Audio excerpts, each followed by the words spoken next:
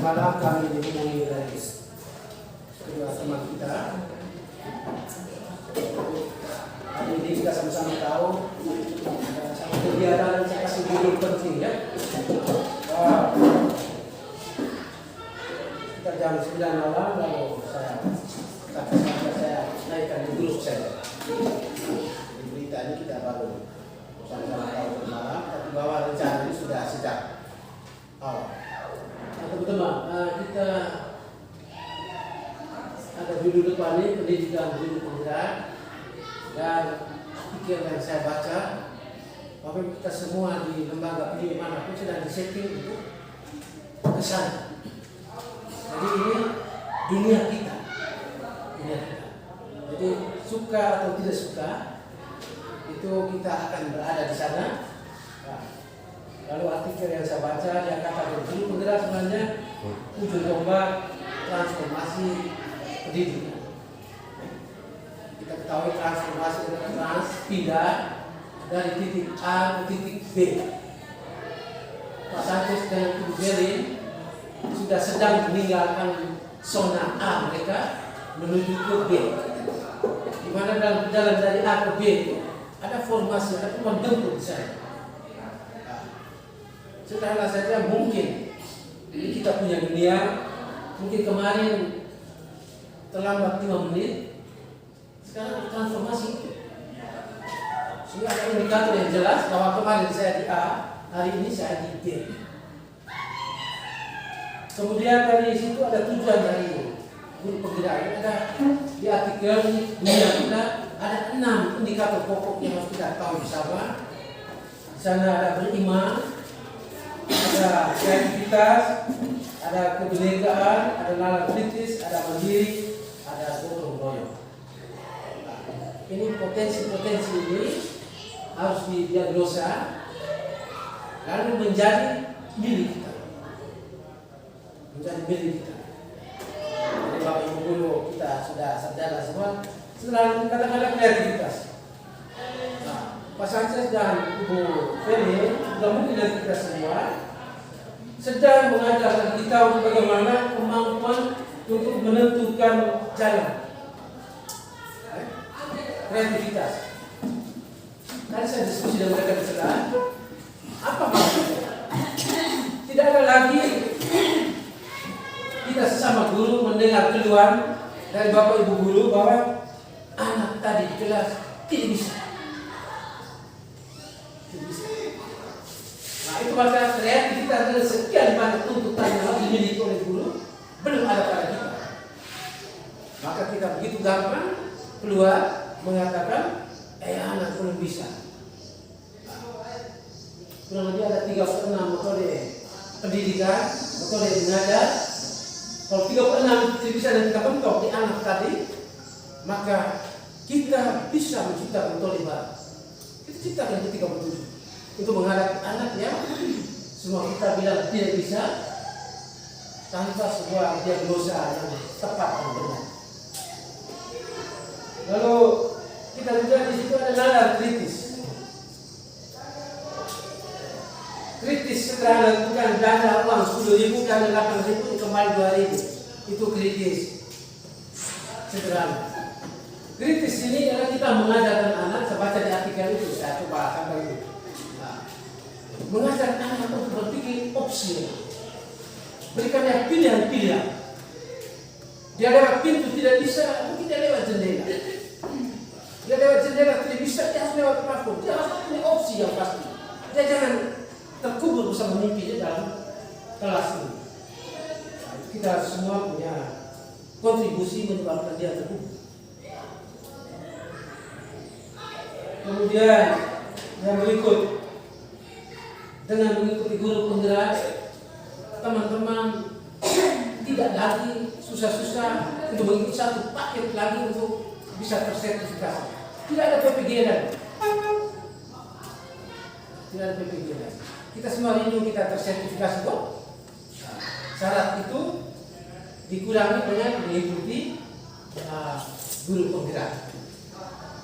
Teman kita bergegasnya ikut, dan mereka adalah calon pemimpin masa depan.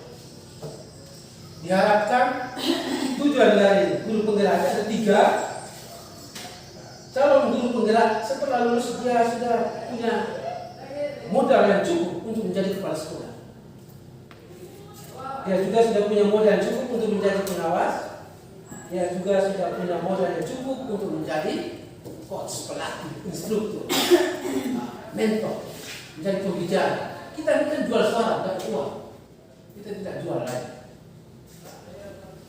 Jadi ini yang harus kita kembangkan. Dari situ filosofi terakhir bahwa sebenarnya teman berdua secara resmi terdaftar menjadi calon guru penggerak, tapi sebenarnya kita semua ini adalah guru penggerak. Itu filosofi. Jadi jangan sampai mulai melepaskan. Pak mereka nilai tambah urus ke anak. Itu tidak ada dalam filosofi itu. Tidak boleh pakai alasan itu. Tadi saya di ruangan saya tidak ikut nanti baru apa. Lalu balikan dengan pulang. Tapi gue yang tadi malam dia itu kepala sekolahmu, bukan orang gila. Jadi kalau orang bisa juga akan hati-hati menempatkan diri sebagai kepala sekolah untuk dia seperti apa. Kita tidak akan teguh.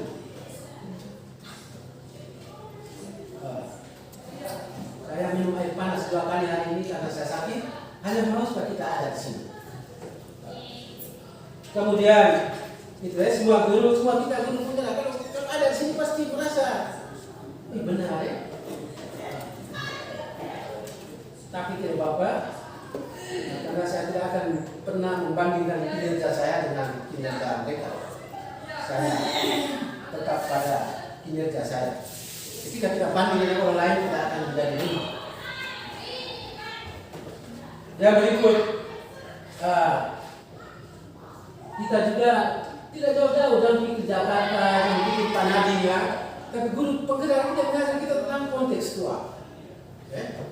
Kontekstual di metode pembelajaran CTR ya, konseptual teaching learning, pembelajaran konseptual. Guru di pasantren dan ibu sekalian sedang mengajar kita untuk menggali hal-hal yang menjadi penyebab sini tidak menjadi berubah. Terus saya kata di sini tidak ada lek, di sini tidak ada ini tidak kontekstual kita di sini harus memberdayakan keadaan kita sih. Itu yang masuk kontekstual. Maka 70% dari ranah materi pembelajaran calon guru ada di sekolah. 70%. Jadi hari ini teman berdua sedang belajar bersama kita. Ini bagian dari 70% itu. Kita juga belajar bersama mereka. Kalau balik kanan dan pulang, kita masih mencintai lagu dia bisa pulang, aku masih seperti yang dulu. Lalu 20% belajar umpan balik bersama Bapak Ibu guru. Feedback umpan balik. Lalu 10% Pak Sanchez dengan Ibu Feli akan dapatkan dari fasilitator mereka. Jadi 70% saja Pak Sanchez dan Ibu Feli sungguh-sungguh sini sudah.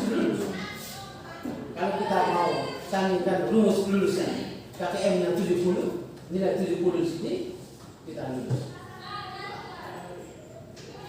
Jadi satu dua kita mandiri, kita beriman, kita etika, kita keanekaragaman, kita hargai perbedaan. Di artikel itu ada piano. Piano itu ada tulis hitam, ada putih, ada panjang, ada pendek. Ketika hanya putih saja tidak harmonis, ketika hanya hitam saja tidak harmonis. Tapi kita tidak lalu sepakat bahwa ketika ada yang pulang terus dia nanti supaya harmonis harus ada perbedaan. Nah itu tidak bisa lihat sisi hitam putih itu sebagai pembenaran. Dan baik itu saja. Nah hari ini dari 70% itu teman-teman berdua ini mau sosialisasikan 1-2 program mereka. Dari malam tanya itu kan sekitar 10-15 menit. Maka saya dari situ sekitar 15 menit.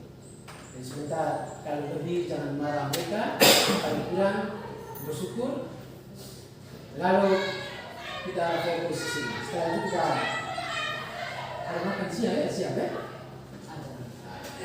bilang makan dulu, kita kalau makan dulu kan. Setelah itu kita menyambut toh.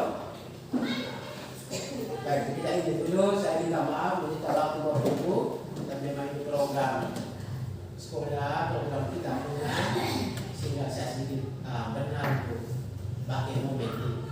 Baik Ibu dan Pak Sanchez, waktu dan tempat.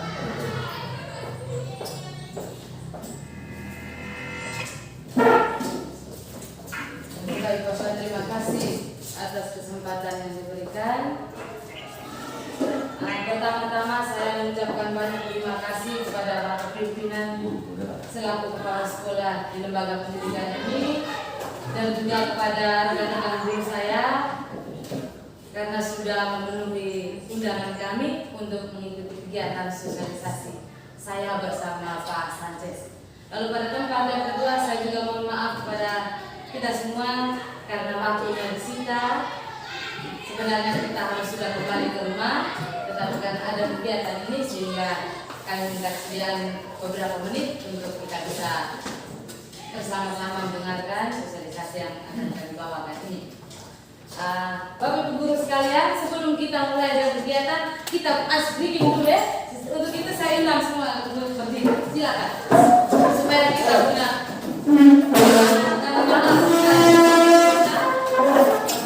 oke. Saya undang kita semua berdiri, kita gerak bebas, kita keluar. Itu Bapak pimpinan sudah berikan. Ya. Baik. Saya ada Pak Sanchez, ada Pak Sanchez di situ, saya di sini. Baik Bapak Ibu, nanti kita buat sesuai dengan contoh ya. Kami akan memberikan contoh, lalu Bapak Ibu lihat contoh ini lalu kita praktek bersama-sama. Sederhana saja, tidak terlalu sulit. Kita membuat gerakan yang disebut dengan gerakan untuk mengukur ya, gerakan mengukur. Oke. Kita mulai. Lihat dulu contohnya.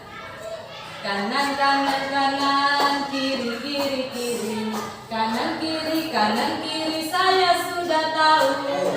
Atas atas atas, bisa? Dengan kanan kiri, atas bawah, besar kecil saya sudah tahu. Jadi nanti setiap hal itu berakhirnya dengan saya sudah tahu. Bisa ya begitu? Bisa. Oke. 1, 2, 3. Kanan kanan kanan, kiri kiri kiri, kanan kiri saya sudah tahu. Atas atas atas, bawah bawah, atas bawah saya sudah tahu. Besar besar, kecil kecil kecil, besar kecil saya sudah tahu. Panjang panjang panjang, pendek pendek pendek, panjang pendek saya sudah tahu.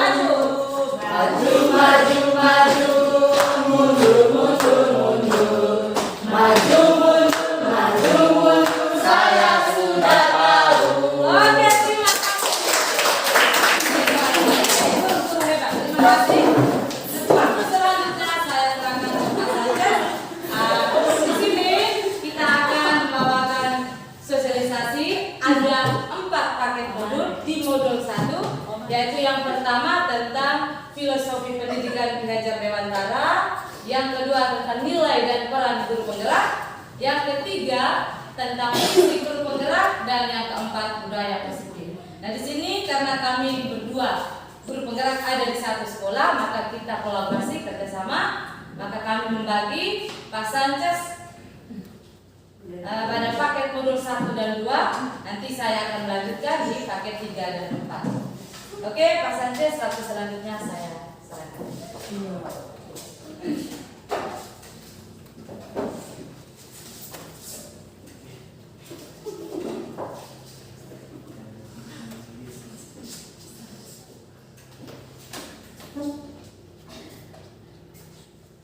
Oke, baik, selamat pagi Bapak Kepala Sekolah.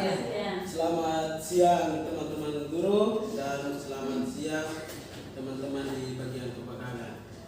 Di sini saya akan membawakan sedikit gambaran tentang guru penggerak. Di mana saya dan Ibu Felin sudah melaluinya sampai pada saat ini kami masuk pada paket modul 2.3. Jadi sudah begitu banyak perjalanan yang kami lalui dengan suka dan duka, ada banyak tantangan, ada banyak dukungan dari teman-teman, dari Bapak Kepala Sekolah, dan itu yang saya harapkan. Oke, baik. Saya lanjut. Oke. Jadi di sini adalah bentuk aksi nyata kita di dalam sekolah ini. Bentuk aksi nyata itu pada modul 1.4 mengenai budaya positif. Ada saya dan Ibu Felin sebagai CGP Angkatan 6 di Kabupaten Flores Timur.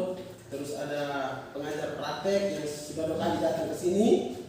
Itu Bapak Yohanes Bunga dan Ibu Ika Marambahau selaku fasilitator kami yang sekarang berada di Sumba Timur. Kami hanya bertemu secara nyata yang belum, bertemu fisiknya belum, tapi secara online, secara virtual itu selalu sering. Oke, saya lanjut. Yang terdekat ya teman-teman ya.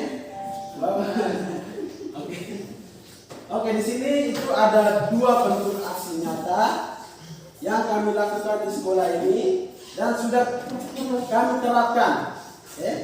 Kami terapkan, teman-teman bisa saling sharing, kita bisa saling sharing apa bentuk aksi nyata itu. Yang pertama itu adalah pembuatan kesepakatan kelas. Mungkin di sini Bapak Kepala atau teman-teman sudah tahu apa itu kesepakatan kelas toh? Sudah Sudah. Oke. Jadi kesepakatan kelas itu dibuat secara bersama-sama dengan siswa-siswi kita sebelum pembelajaran dimulai. Dan kesepakatan kelas itu rujukan dari tata tertib sekolah. Rujukan dari tata tertib sekolah. Terus yang berikut itu adalah menerapkan budaya positif di sekolah kita tercinta ini, SMA Negeri 1 Bilanggitan. Oke, next. Oke. Ini saya menjelaskan sedikit tentang koneksi antar materi. Dari koneksi antar materi ini terdiri atas beberapa paket modul. Yang pertama itu adalah filosofi Ki Hajar Dewantara. Yang berikut nilai dan peran guru penggerak. Yang ketiga itu peran dan guru penggerak. Yang keempat budaya positif yang sebagai aksi nyata kita. Terus pakai modul 2 itu ada pembelajaran berdiferensiasi, pembelajaran emosional. Semua itu tujuannya kepada murid. Dari implementasi dari semua modul, semua pendidikan yang dilalui itu adalah tujuannya adalah kepada murid. Kepada murid, berpihak pada murid. Dengan apa? Supaya terciptanya profil pelajar Pancasila. Profil ini yang digaungkan oleh kementerian kita. Yang sekarang kita dengar dengan Merdeka Belajar, Merdeka Mengajar. Itu agar terciptanya profil pelajar Pancasila. Jika semua itu berpihak pada murid. Bisa ya teman-teman ya? Bisa. Oke, next.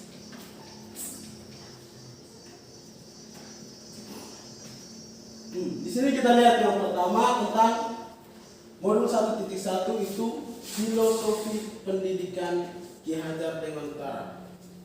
Di mana Bapak Ki Hajar Dewantara dia menjelaskan bahwa tujuan pendidikan yaitu menuntun segala kodrat yang ada pada anak-anak. Jadi kodrat di sini adalah kodrat, ada 2 tipe kodrat di sini. Yang pertama itu adalah kodrat alam dan yang kedua itu adalah kodrat zaman. Kodrat itu merupakan sifat dasar. Misalnya di saat kita waktu kecil, kodrat alam itu seperti begini. Contohnya, saya ambil contoh itu. Anak sekolah yang lahir dari orang tua, ada yang dari orang tua yang sederhana, ada yang dari orang tua yang punya kemampuan gitu. Di situ di dalam proses pembelajarannya pasti dia berinteraksi dengan sesama temannya di kelas.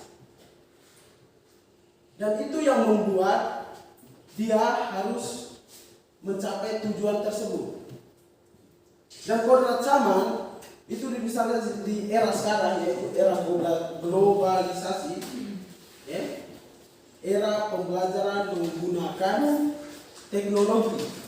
Dan di situ anak kita menuntunnya agar bisa memanfaatkan teknologi dalam proses pembelajaran. Seperti itu. Agar mereka dapat mencapai keselamatan dan kebahagiaan yang setinggi-tingginya, baik sebagai manusia maupun sebagai anggota masyarakat. Oleh sebab itu, pendidik hanya dapat menuntun tumbuh atau hidupnya kodrat tersebut agar memperbaiki perilaku hidup anak.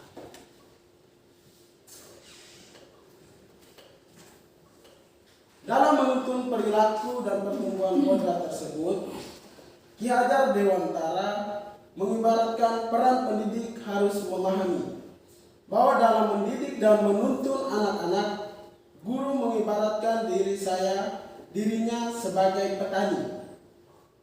Jadi guru di sini kita ibaratkan sebagai petani, di mana misalnya di saat petani tersebut menanam padi, dia menuntun tumbuh kembangnya padi sampai memperoleh hasil yang baik. Hal itu juga sama seperti seorang guru. Proses menuntun itu diperlukan dalam proses pembelajaran di dalam kelas. Jadi menuntun tumbuh kembangnya anak agar mencapai tujuan pembelajaran yang diinginkan. Bisa ya teman-teman ya? Bisa.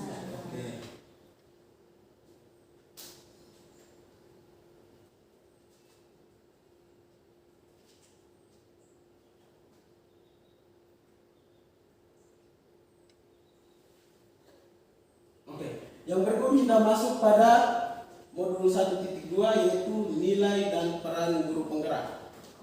Di sini ada nilai-nilai yang dipegang oleh guru penggerak. Yang pertama itu adalah yang tadi seperti Pak Pala jelaskan tadi itu juga sudah masuk dalam beberapa nilai yang termuat di dalam pendidikan guru penggerak. Yang pertama itu adalah nilai mandiri. Guru harus mampu senantiasa mendorong dirinya sendiri untuk melakukan aksi serta mengambil tanggung jawab atas segala hal yang terjadi pada dirinya. Bisa paham ya teman-teman ya?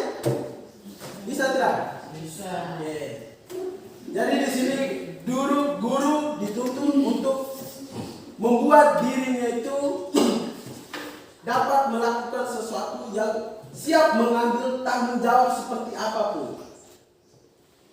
Yang berikut, nilai yang kedua adalah reflektif. Nilai yang kedua adalah reflektif.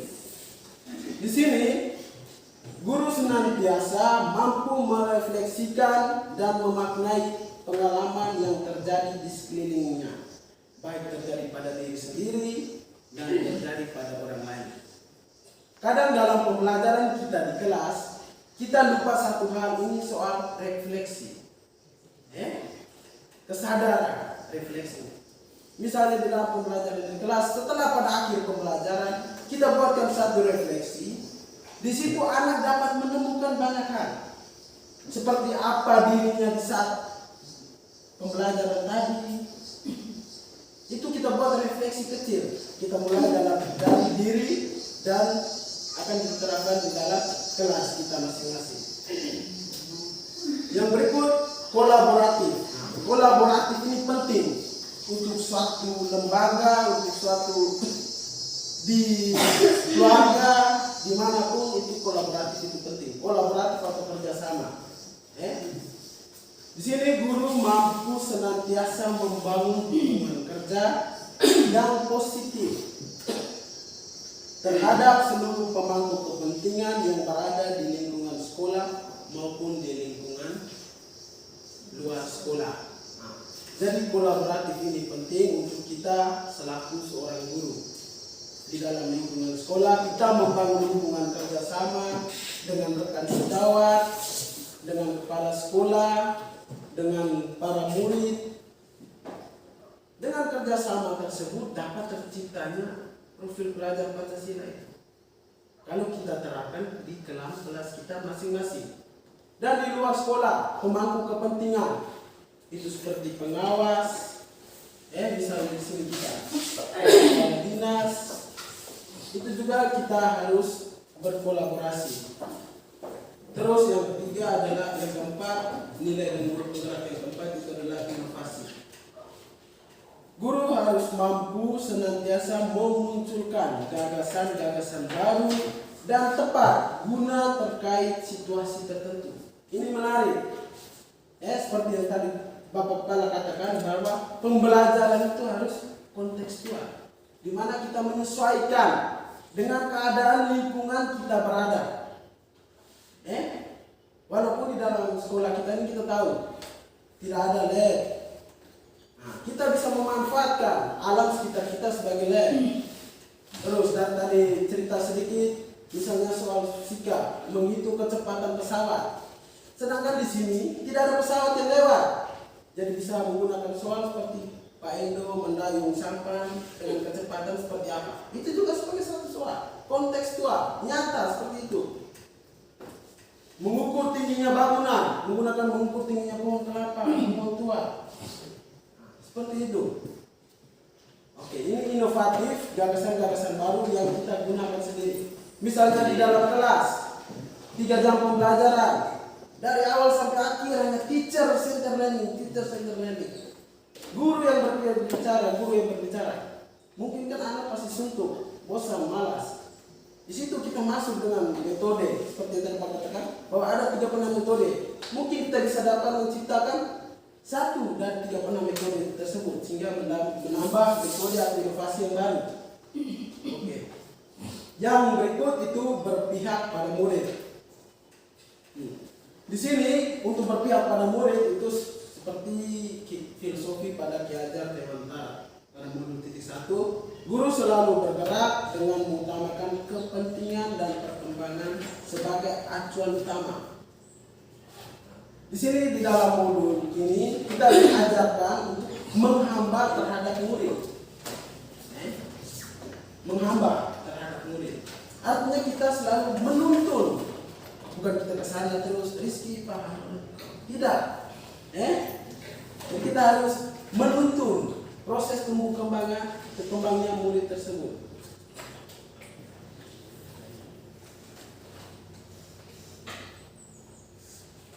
Oke. Terus yang berikut itu peran guru untuk bisa mewujudkan profil pelajaran Pancasila. Dibutuhkan pendidik yang terampil dan berkompeten sehingga mampu berkontribusi secara aktif sesuai mewujudkan profil tersebut. Peran dari seorang guru tentunya akan lebih maksimal jika memiliki keterampilan ataupun kompetensi yang sesuai dengan tujuan pendidikan yang diharapkan. Oke. Jadi peran guru di sini kita bisa misalnya di dalam lingkungan sekolah kita SMA Negeri 1 Bulan kita yang kecil ini, kita bisa membangun kerjasama atau komunitas praktisi kecil, kerjasama antar guru. Misalnya di sini kan ada guru MIPA, ada guru IPS, ada guru seni, sosial, budaya. Di situ dari kelompok-kelompok kecil tersebut bisa membangun suatu komunitas praktisi, saling berbagi kesulitan apa yang kita temukan di dalam kelas dan di lingkungan sekitar kita. Seperti itu.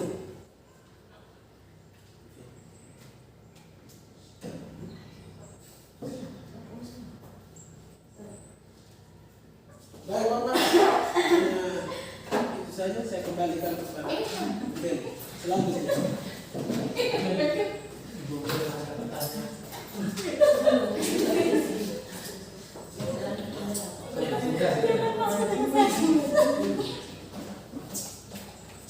Baik, terima kasih Pak Sanchez yang sudah memberikan beberapa gambaran tentang filosofi pendidikan Ki Hajar Dewantara dan nilai dan peran guru penggerak.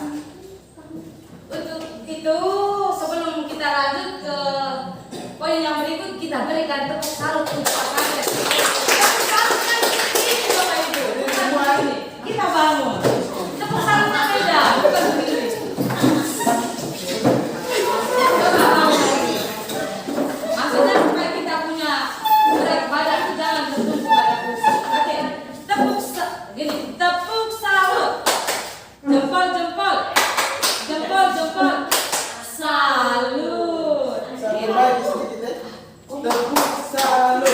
jempol kanan, Oh, Jempol dia kiri. kasih gitu. 2 jempol. Satu. Oke. Oh, Kak. Oke, kita mulai. Dia mau pakai kanan dan kiri. Baik. Tepuk salut. Jempol kanan, jempol kiri, 2 jempol. Salut. Oke.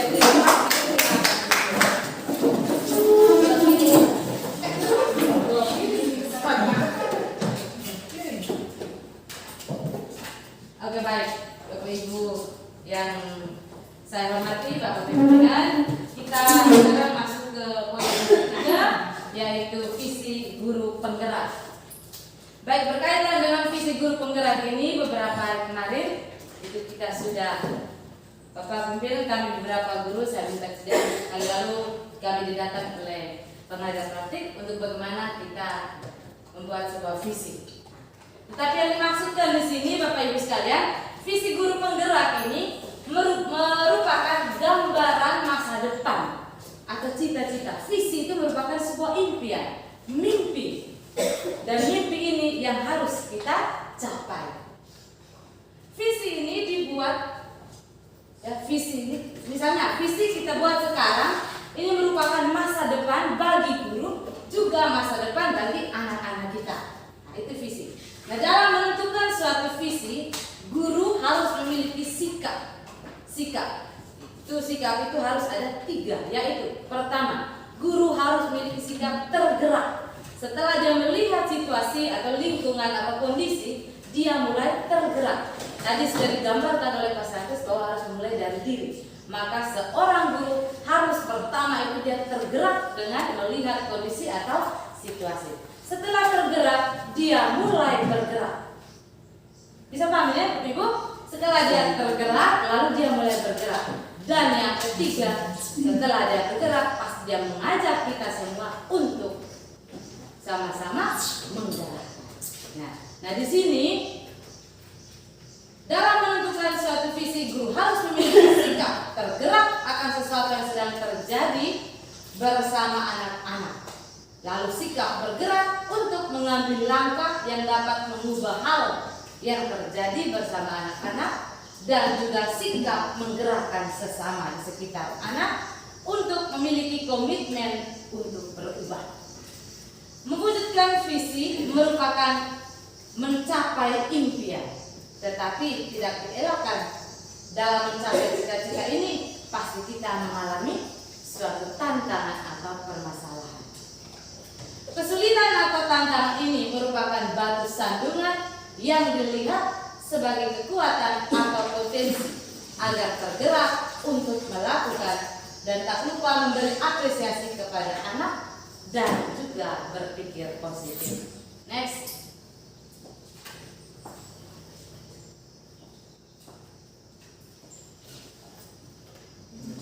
Oke. Baik. Nah, setelah kita mengetahui tentang visi dan guru penggerak itu, kita harus mempunyai suatu perubahan. Lalu apa yang kita pakai untuk berubah ini?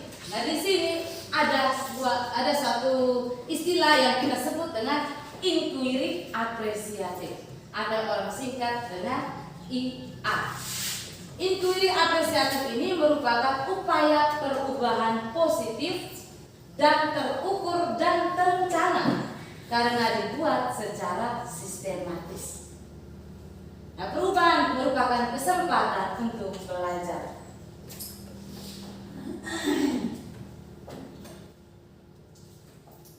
Nah, untuk mengapresiasi semangat demi mewujudkan prakarsa perubahan yang diperlukan untuk mencapai visi yang berpusat pada peningkatan kualitas pembelajaran murid, maka dibuatlah tahapan belajar. Tadi kita sudah belajar dari kita membuat visi, lalu kita dapat mencapai visi itu kita menggunakan suatu pendekatan yang namanya inquiry apresiatif.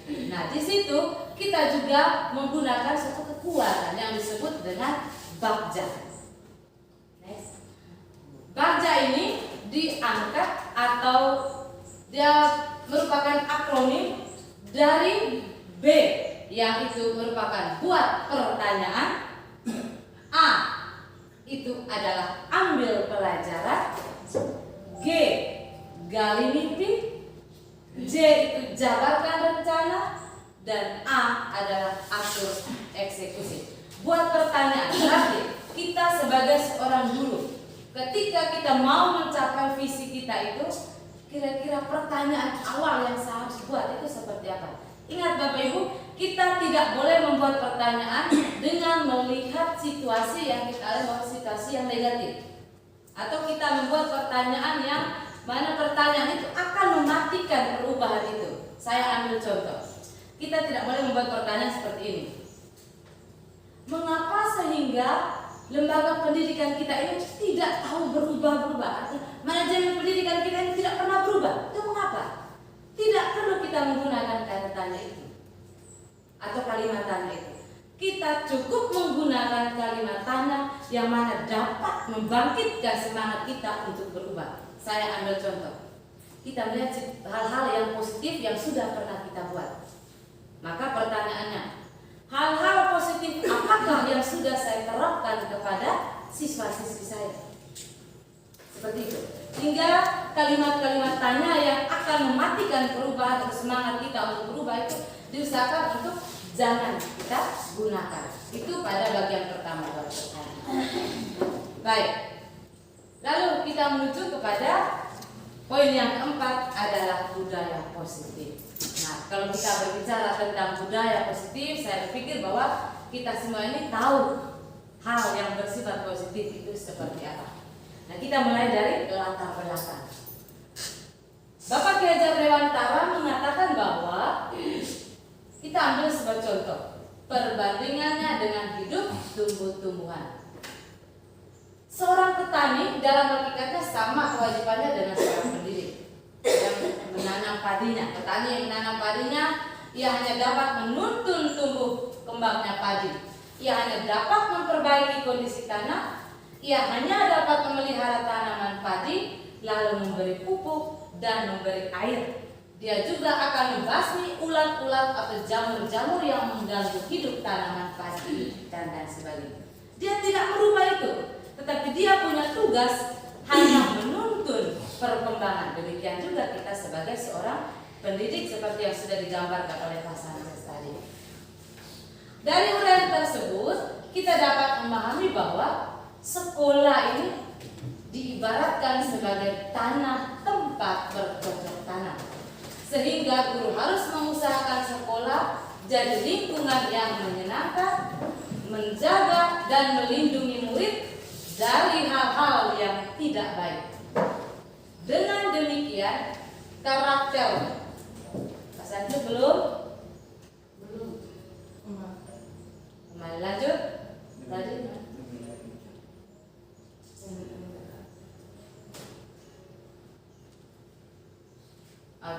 Jangan dulu next. Oke, lanjut ya. Baik. Dengan demikian karakter murid tumbuh dengan baik. Sebagai contoh, murid yang tadinya malas pasti akan menjadi semangat. Murid akan mampu menerima dan menyerap suatu pembelajaran bila lingkungan di sekelilingnya terasa aman dan nyaman. Sekarang muncul pertanyaan Bapak Ibu. Lalu bagaimana sikap saya sebagai seorang guru sehingga saya dapat membuat sekolah ini menjadi sebuah rumah yang nyaman dan nyaman bagi anak didik saya? Seperti apa itu? Guru.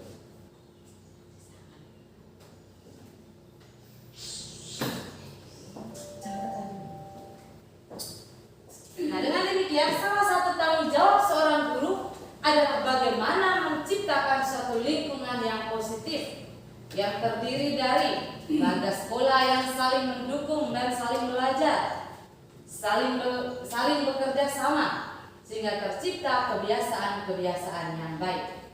Nah, dari kebiasaan-kebiasaan baik inilah akan tumbuh menjadi karakter-karakter baik dari keluarga sekolah kita.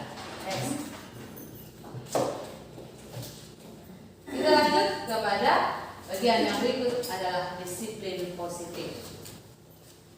Dan tadi kita sudah berbicara tentang budaya positif, sekarang kita omong tentang disiplin positif. Nah, ketika kita mendengar kata disiplin, pasti dalam benak kita sudah membayangkan, oh, makna dari disiplin itu seperti ini. Kebanyakan orang akan menghubungkan kata disiplin itu dengan tata tertib. Benar tidak Bapak Ibu? Benar Ibu. Atau teratur dan kepatuhan pada peraturan. Kata disiplin juga sering dihubungkan dengan hukuman. Kalau siswa melanggar peraturan yang sudah kita buat, pasti kita akan memberikan hukuman. Apakah itu tepat atau tidak? Sebentar kita akan lihat. Justru itu adalah salah satu alternatif terakhir dan bila perlu tidak boleh digunakan sama sekali. Ingat itu Bapak Ibu. Ketika siswa melanggar, maka hukuman itu merupakan alternatif terakhir, bukan alternatif yang pertama. Bila perlu alternatif itu tidak perlu kita pakai. Nah, dalam budaya kita, makna kata disiplin dimaknai menjadi sesuatu yang dilakukan seseorang pada orang lain untuk mendapatkan kepatuhan. Kita cenderung menghubungkan kata disiplin dengan ketidaknyamanan. Next.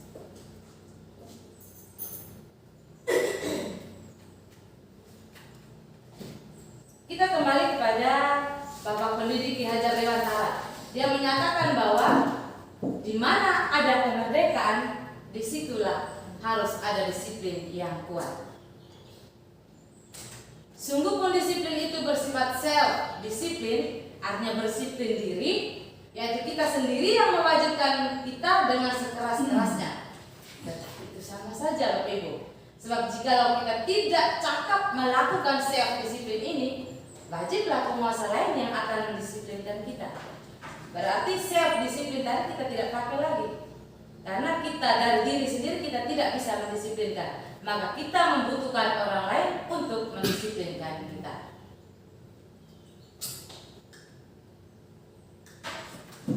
Nah, untuk mencapai kemerdekaan atau dalam konteks pendidikan kita saat ini, untuk menciptakan murid yang merdeka, yang syarat utamanya adalah harus ada disiplin yang kuat.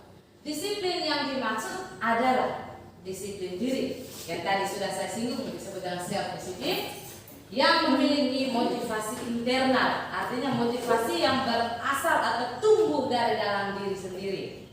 Jika kita tidak memiliki motivasi internal, maka kita memerlukan pihak lain untuk mendisiplinkan kita, atau yang disebut dengan motivasi eksternal. Lanjut. Nah, untuk dapat mendisiplinkan diri ini, kita membutuhkan nilai-nilai. Dan nilai-nilai yang terdapat dalam profil pelajar Pancasila, seperti yang tadi sudah disinggung Pak Sanchez, nilai itu ada 6.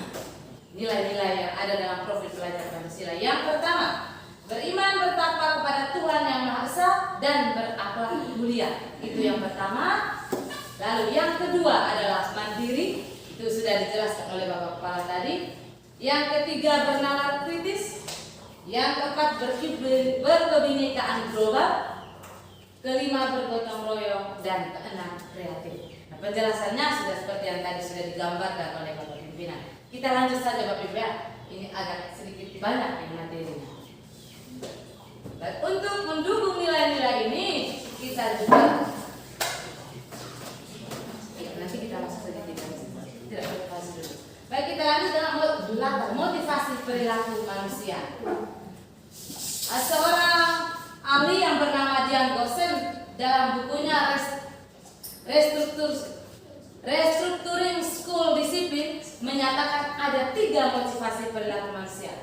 Seseorang melakukan atau memiliki motivasi itu pasti ada maksud atau tujuannya. Yang pertama, untuk menghindari ketidaknyamanan atau hukuman.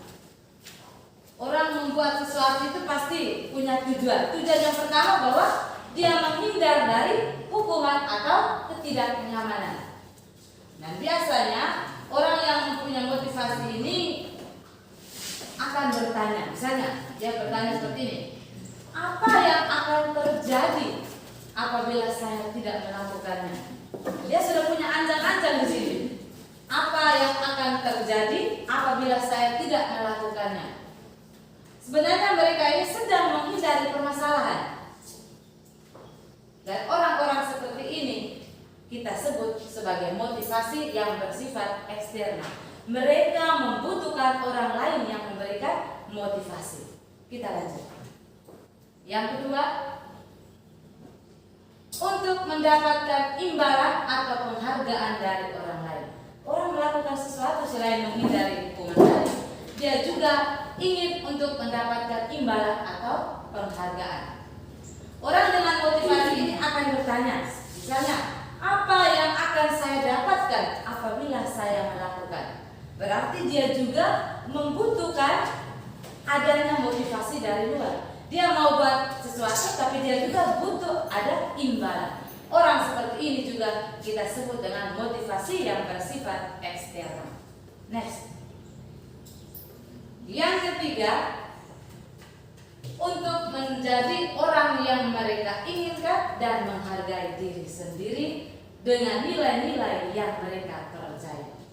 Nah, orang dengan motivasi ini akan bertanya, akan menjadi orang yang seperti apa bila saya melakukannya? Mereka akan melakukan sesuatu karena ada nilai-nilai yang mereka yakini dan mereka hargai. Orang-orang seperti ini yang kita sebut dengan motivasi yang bersifat eksternal. Karena ini muncul dari dalam diri tanpa ada pengaruh atau dorongan dari luar. Lanjut, Sanchez. Nah, ini semua kita pasti ada atau memiliki sebuah kebutuhan yang namanya kebutuhan dasar manusia. Bapak Ibu sekalian, kebutuhan dasar manusia ini kurang lebih ada 5.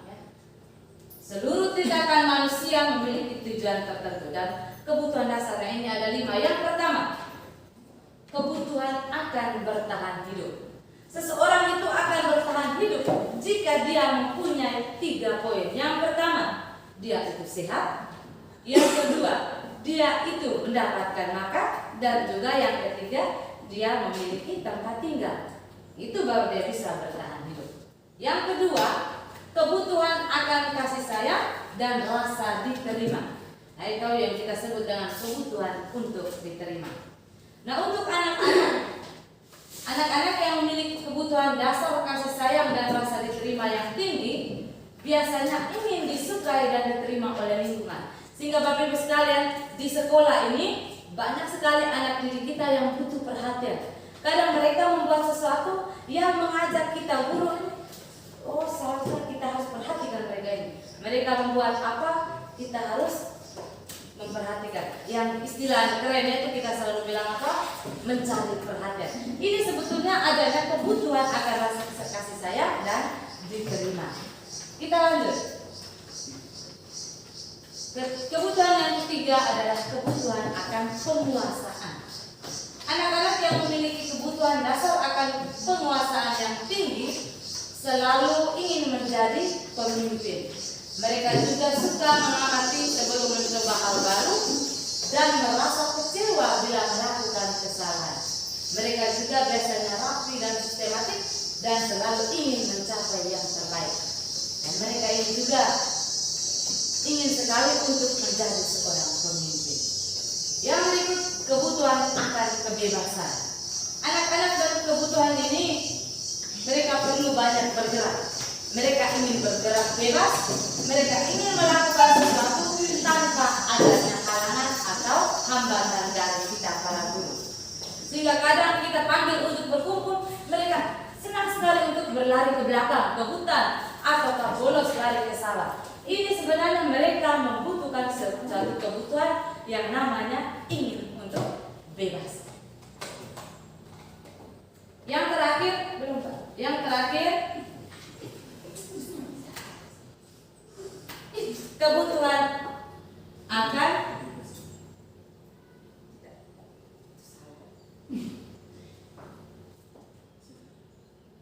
sudah 5 ya tadi. Oke, baik. Kebutuhan akan kebebasan. Nah, ketika seorang murid melakukan suatu perbuatan yang bertentangan dengan nilai-nilai kebajikan atau melanggar peraturan, maka hal itu sebenarnya karena mereka gagal memenuhi kebutuhan mereka.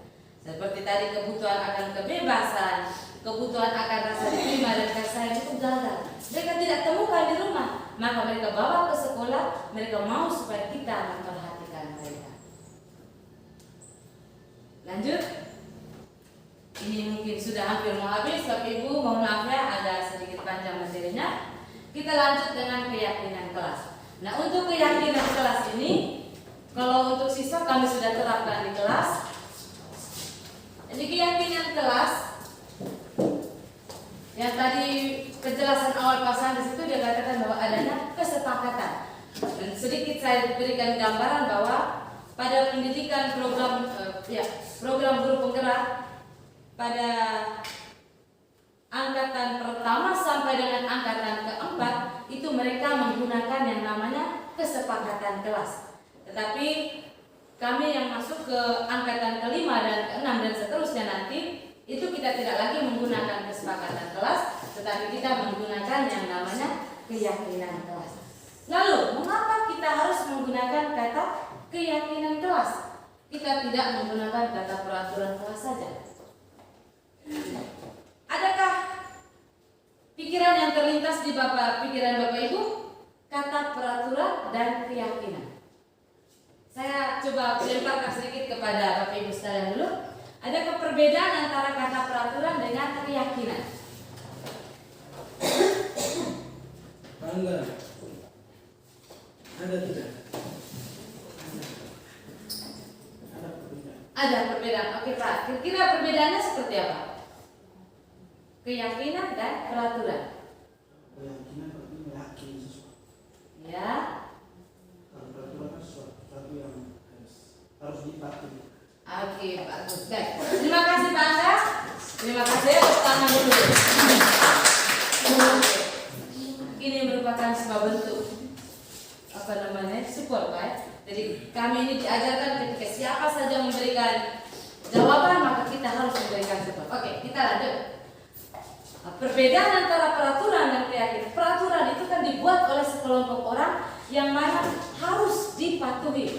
Ketika kita melanggar peraturan itu, maka dia akan mendapatkan sanksi.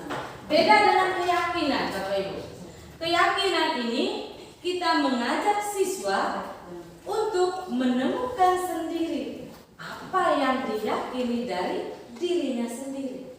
Siswa yang menemukan sendiri, dan itulah yang kita pakai menjadi poin dasar di dalam kelas sebelum kita melaksanakan pembelajaran. Saya ambil contoh keyakinan kelas. Keyakinan kelas itu kita menggunakan kalimat atau bahasa-bahasa yang positif. Kalau peraturan kan misalnya dilarang ribut di dalam kelas. Nah, itu kan dalam peraturan. Tetapi dalam keyakinan kelas kita cukup menggunakan kata disiplin. Selesai. Ataukah dilarang merokok bagi Bapak Ibu guru. Dilarang merokok di dalam lingkungan sekolah misalnya. Itu merupakan sebuah aturan. Tetapi kalau kita menggunakan keyakinan kelas, kita menggunakan kalimat yang positif, yaitu saling menghargai. Kita tidak perlu pakai kata dilarang atau jangan. Nah, itu merupakan kalimat-kalimat yang negatif. Lanjut Pak. Baik. Nah, setelah kita menerapkan keyakinan kelas kepada siswa, kita juga disuguhkan dengan sebuah metode yang namanya segitiga restitusi. Nah, di sini merupakan segitiga restitusi ini merupakan menciptakan kondisi bagi murid untuk memperbaiki kesalahan mereka. Sehingga siswa yang membuat masalah, siswa itu juga lah yang menemukan solusinya sendiri. Kita sebagai guru hanya mengantar mereka untuk sampai pada menemukan solusi. Misalnya dia sering datang terlambat, kita panggil, lalu kita tanya, anak mengapa kamu terlambat? Lalu dia menggambarkan, oh karena saya di rumah harus bantu mama buat gue misalnya.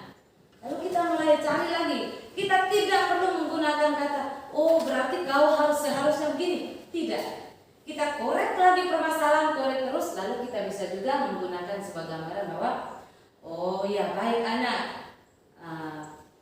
kesalahan yang Anda buat ini sebenarnya tidak apa-apa. Anda cukup perlu melakukan sebuah perubahan. Nah, kira-kira perubahan yang muncul dari diri Anda itu seperti apa? Jadi siswa itu benar-benar kita gali persoalannya dan kita bawa dia sampai dia menemukan solusinya sendiri. Untuk itu Bapak Ibu, kita tidak boleh menggunakan kekerasan ketika siswa membuat sebuah kesalahan. Nah, segitiga restitusi ini berdasarkan bentuknya, maka ada dasar dan ada sisi kiri kanan. Nah, yang pertama, stabilkan identitas. Nah, ini yang seperti tadi sudah saya gambarkan bahwa stabilkan identitas, kita mencari tahu dulu. Kita mencari tahu dulu titik permasalahannya apa, kemudian kita melakukan validasi tindakan yang salah. Setelah kita mengetahui itu, lalu kita menanyakan keyakinan. Karena dia sudah tahu bahwa dia salah, lalu siswa ini kita mengajar untuk membuat keyakinan. Kira-kira Anda mau seperti apa? Itu pada restitusi yang terakhir, yaitu menanyakan keyakinan. Oke, baik Bapak Ibu. Untuk penutup dari kegiatan restitusi ini, kami juga menunjukkan sebuah tayangan video singkat. Nanti Bapak Ibu sendiri lihat seperti apa segitiga restitusi ini. Silakan Pak Sanchez. Ini merupakan penerapan segitiga restitusi. Videonya kita boleh simak dan saya mengajak kita semua untuk kembali dan kita terapkan di kelas kita masing-masing. Salam dan bahagia Ibu dan Bapak guru hebat. Pada video kali ini kita akan membahas tentang salah satu program disiplin positif yang diterapkan di lingkungan sekolah yang dikenal dengan nama restitusi.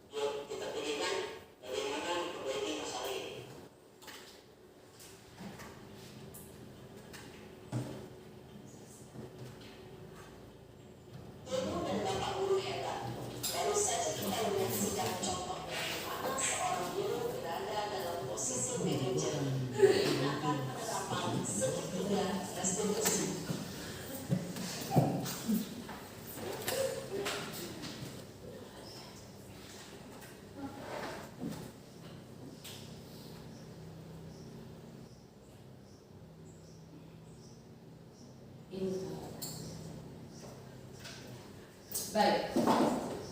Baik Bapak Ibu sekalian, Bapak Kepala Sekolah yang saya hormati. Demikian sosialisasi kami pada siang hari ini berkaitan dengan budaya positif. Sehingga pada siang hari ini kami mengajak Bapak Ibu guru sekalian, ketika kita menemukan anak didik kita yang bermasalah atau yang berbuat salah, kira-kira bagaimanakah diri saya? Pertama sekali kita memulai dari diri. Tidak boleh lagi pegang kayu, tidak boleh lagi main bentak-bentak atau berdiri di luar lalu anjing babi. Nah, tidak ada lagi. Kita mencoba, kita sama-sama Bapak Ibu. Saya bukan menjadi seorang apa di sini, tetapi kita sama-sama kolaborasi, sama-sama saling bekerja sama. Mudah-mudahan materi hari ini yang kami sampaikan dapat bermanfaat untuk kita sekalian. Sekian dan terima kasih.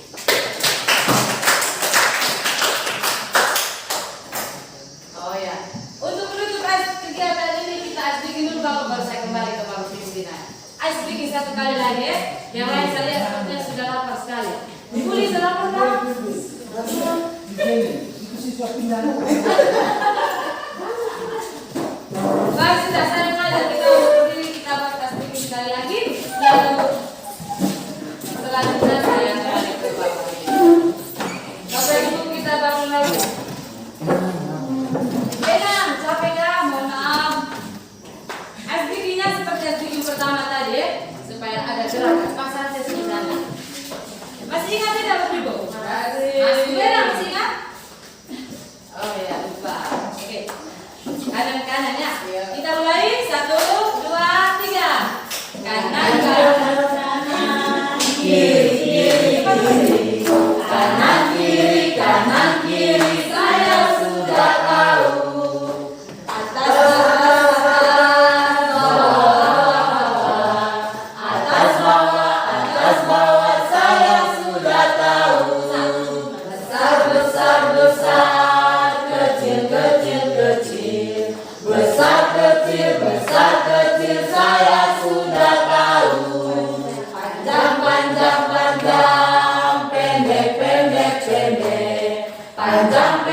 Panjang pendek saya sudah tahu.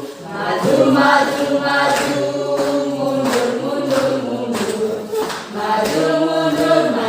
mundur saya sudah tahu. Oke.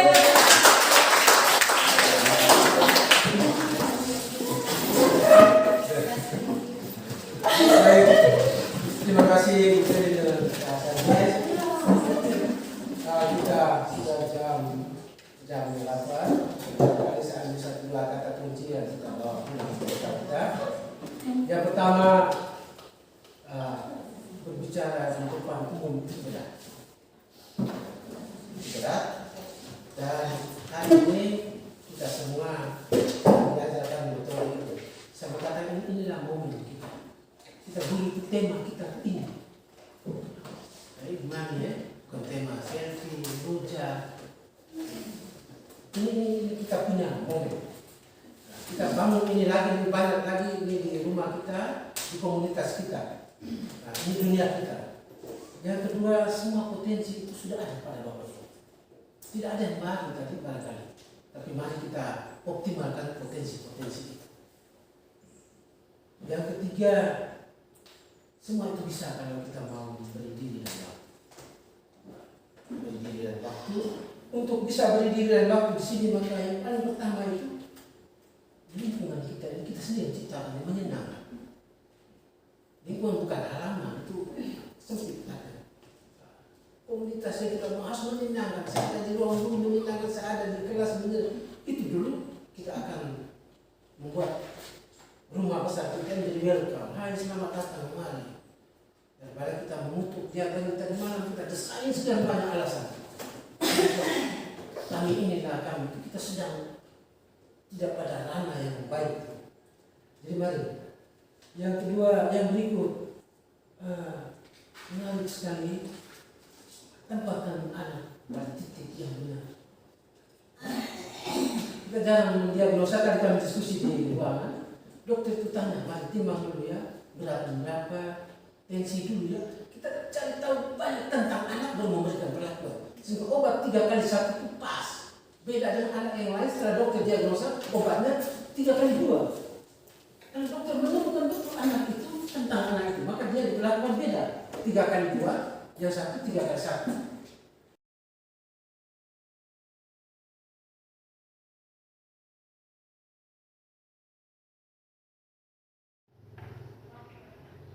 Selamat siang teman-teman semua, rekan sejawat, teman guru CGP,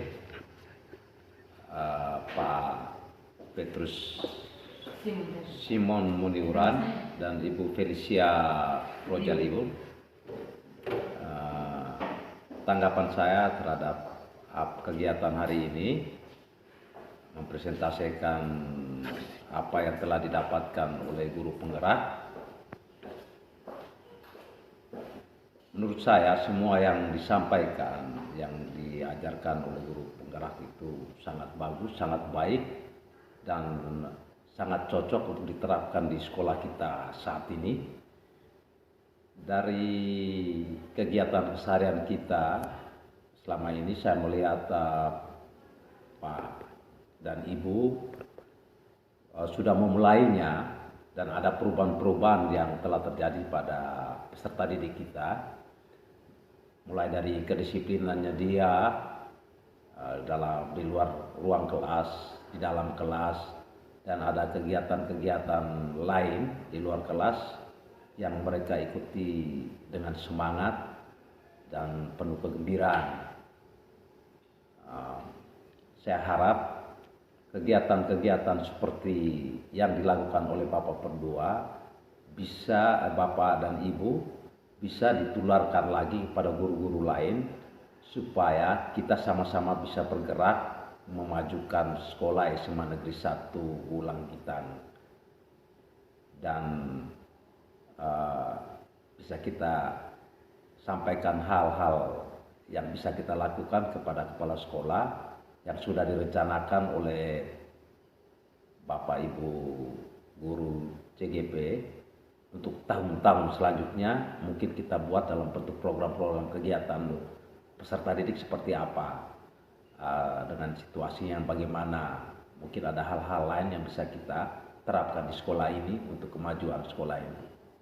Baik, hanya itu saja. Selamat siang, terima kasih atas kesempatan dan kerjasama kita.